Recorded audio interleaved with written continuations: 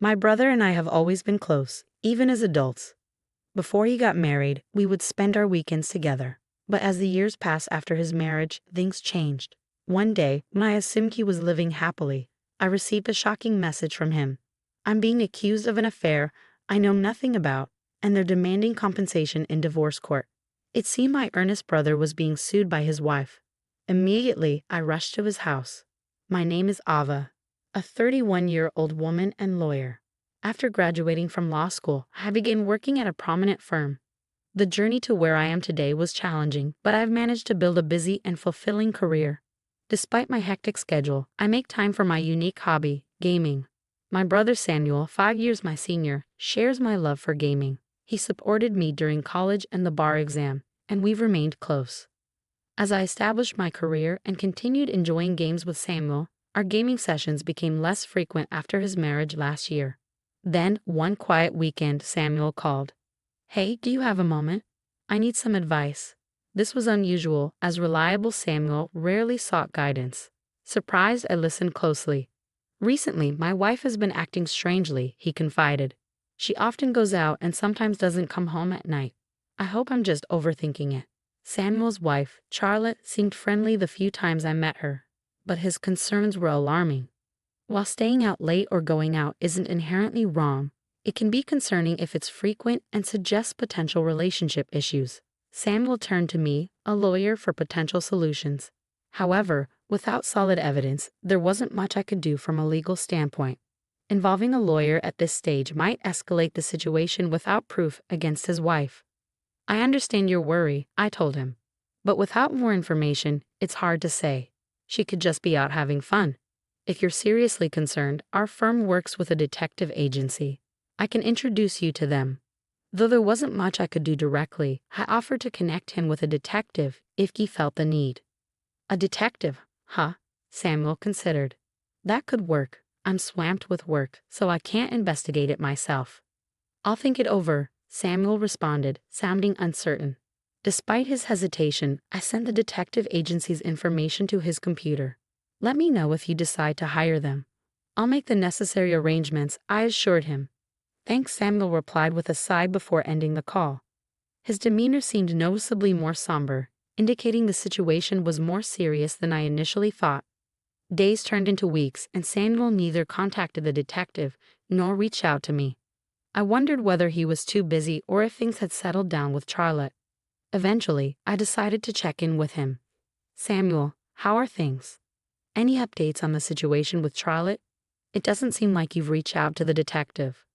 I hoped Samuel's worries were unfounded, but from his tone, it was clear that things hadn't improved. "It's not resolved," he admitted gloomily. "I considered hiring the detective, but Charlotte handles our finances, including my salary.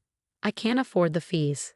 Samuel spoke in a somber tone, feeling helpless as he described his ongoing anxiety due to Charlotte's behavior. "I understand, hiring a detective can be expensive," I said. Samuel's allowance would barely cover the investigation fees. Hearing his disheartened voice weighed heavily on me.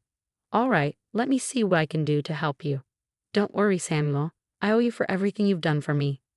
I thought of this as a chance to repay my brother and ease his burden. I asked Samuel to hang tight and ended the call. A few weeks later, I stumbled upon some disturbing information about Charlotte. Before I could share it with Samuel, he called me, sounding more frantic than ever. "Is everything okay?" I asked, bracing myself for what Samuel would reveal next. "Charlotte is threatening to sue me for alimony based on false allegations of infidelity. She has a lawyer demanding compensation for the divorce, and they're threatening legal action if I don't pay." It sounded like Samuel had been caught off guard by Charlotte and her lawyer's unexpected demands. He explained that he had called me secretly during a break from their intense discussion. Hearing this, I was at a loss for words. I knew Samuel wasn't the type of person to cheat. He wouldn't even know how to begin. That's why he insisted the accusations were fabricated. Charlotte was attempting to claim compensation in their divorce based on a false story of Samuel's infidelity. Samuel is a genuinely kind-hearted person, always treating everyone with respect. In my line of work, I often encounter victims of scams and frauds, so I worried about Samuel being too trusting. However, I never thought the deception would come from his own spouse. "So what's the situation?" I pressed Samuel. What is the other side saying? Samuel isn't having an affair, so this claim seems implausible. Given that Samuel could be interrupted at any moment, I needed to gather as much information as I could in the short time we had. Samuel then explained that someone had taken a photo of him during a business meeting with a female colleague, and now they were using it as evidence of an affair. Both of them were professionally dressed, and the setting was businesslike. It was clear the image was being manipulated to suggest infidelity. There were several aspects of the situation that seemed suspicious, especially the strategy of the opposing lawyer. A lawyer is expected to act professionally and prioritize their client's interests. If there was genuine infidelity, the lawyer would work to minimize the compensation amount in the divorce. If the client was the victim, their job would be to maximize the compensation. Demanding compensation based on such weak evidence struck me as questionable. If the lawyer had any legal training, their approach in making such unreasonable demands was troubling. Accepting such baseless requests as a family would set a dangerous precedent for future wild claims. I couldn't sit idly by. Samuel, I'm on my way over now. Don't respond to anything they say until I get there. Just stay put and wait for me. I decided to intervene as Samuel's lawyer and confront Charlotte and her lawyer directly. Switching from my casual clothes to professional attire, I quickly put on my suit and prepared myself for work mode. I called a taxi and hurried to Samuel's house as fast as possible. Upon arrival, I took a moment to collect myself before ringing the doorbell. Samuel answered, welcoming me inside. In the living room, I found Charlotte seated next to an unfamiliar man, presumably her attorney. Both of them looked surprised to see me. Sister-in-law, it's been a while. I greeted Charlotte politely before introducing myself to the man beside her. Nice to meet you. I'm Ava, an attorney, and I'm here to represent Samuel. Both Charlotte and her attorney reacted with shock. Ava, a lawyer? You're joking, right? Charlotte mumbled, exchanging a quick glance with her attorney. Her astonishment was understandable since she had no idea I practiced law. In the past, people had sought free consultations from me, which sometimes caused trouble. To avoid such situations, I kept my profession private, sharing it only with close friends and family, including Samuel. He respected my decision and never mentioned my job to Charlotte, which likely explained her surprise at my sudden involvement. Since Charlotte controlled Samuel's finances, he likely wouldn't have been able to hire a lawyer under normal circumstances. Perhaps she thought Samuel would be defenseless and seized this opportunity to assert her claims. As Charlotte and her attorney sat quietly, I considered my next move. Then Charlotte's lawyer spoke up, interrupting my thoughts. I don't care whether you're a lawyer or not, the opposing lawyer said. Your brother cheated and should obviously pay compensation. Charlotte, seated beside him, nodded in agreement. Their confidence in winning compensation in a divorce case based on such weak evidence puzzled me. What evidence do you have of this alleged affair? I questioned the lawyer, though I couldn't believe any claims of Samuel's infidelity. Despite my arrival, they continued insisting on the accusations. I wanted to know if they had any further proof beyond the photos Samuel had mentioned. He was having dinner with another woman. That's solid proof, the lawyer asserted. We could let this slide for $50,000. You wouldn't want this getting out to family or his workplace, would you? His words came across as a clear threat. I was almost tempted to laugh at the absurdity of demanding $50,000 based on such flimsy grounds. Did he realize how outrageous he sounded? His bold claims confirmed my suspicions that this lawyer might not be as legitimate as he appeared. Despite his status as a supposed attorney, his approach resembled that of a scam artist. I initially thought he might be a corrupt lawyer, but even with me, a practicing attorney, present, he continued making unprofessional statements. Demanding $50,000 compensation based on a simple public meeting was ludicrous. Being in a suit in a public place during daylight doesn't prove infidelity. To substantiate claims of adultery, direct evidence of actual misconduct is required. Any competent attorney would know this fundamental aspect of the law. If he didn't understand this basic legal principle, something was definitely off. I understand your concerns, I said, considering the next step. We could just settle on the payment, but first, could you provide me with your attorney license number, your full name, and the name of your firm? I pressed the opposing lawyer for his credentials. Unsurprisingly, he began to stumble. I can't recall my license number right now. I must have misplaced it. Contact my wife for an appointment, he stammered, clearly trying to avoid the situation. Forgetting one's own attorney license number is inconceivable for a legitimate lawyer. It was obvious he was attempting to deflect and find a way out. You can't provide it because you're not a real lawyer, are you? I pointed out. I expected him to confess, but he remained defiant.